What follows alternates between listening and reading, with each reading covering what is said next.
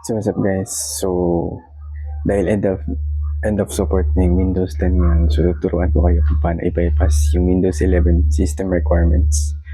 So ang kailangan nyo lang gawin is una, download nyo yung Windows 11 ISO na makikita nyo dito and nilagay yung link, and yung 7-zip na gagamitin natin, lagay ko yung link. So yun lang, follow nyo lang yung tutorial. That's it.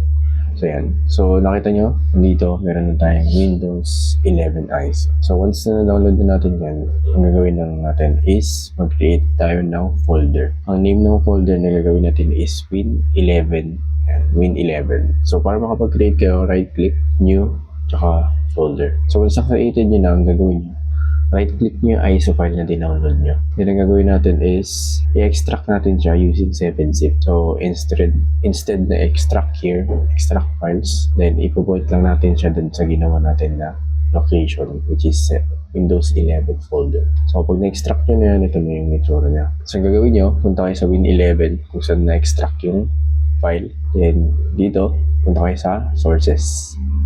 So pag napunta na kayo sa sources, click nyo itong taas na to para ma-copy nyo yung location.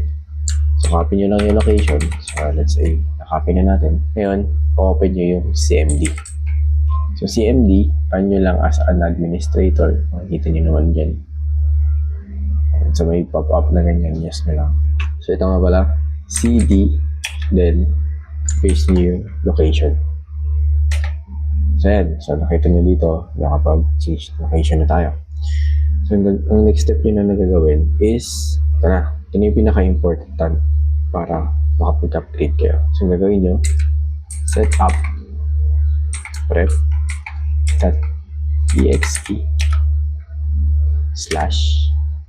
/product server.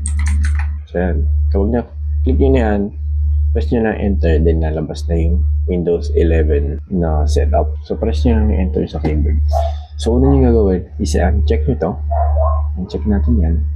Punta kayo sa Change How Setup Downloads Updates. Click nyo yan. Itong updates, select nyo lang not right now. So, hindi naman natin kailangan yan. Mamaya na natin i-update yan kasi para hindi na tumagal. So, gagawin yung next. Pag-click nyo ng next, hintayin nyo lang mag-load. Accept nyo lang yung terms. So, sa atin, keep files lang. Next. So, ayan. Makikita nyo ready to install. So kapag ganyan, ang gagawin nyo lang is click install. So kapag na-click nyo yung install, magugulat na lang kayo. Dito may lalabas na blue screen.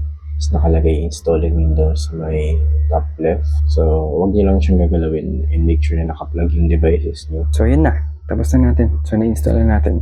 So ang kailangan nyo na lang gawin is i-restart, hindi mag-restart, and update nyo yung device nyo. So makakuha pa rin siya ng updates. Huwag kayo mag-alala. So na-try ko na siya. Nakuha ko ng updates kahapon. And na-try ko rin siya sa ibang PC. So hopefully gumaya sa inyo. And if magkaroon man kayo ng issue, comment lang kayo. Tulungan kayo.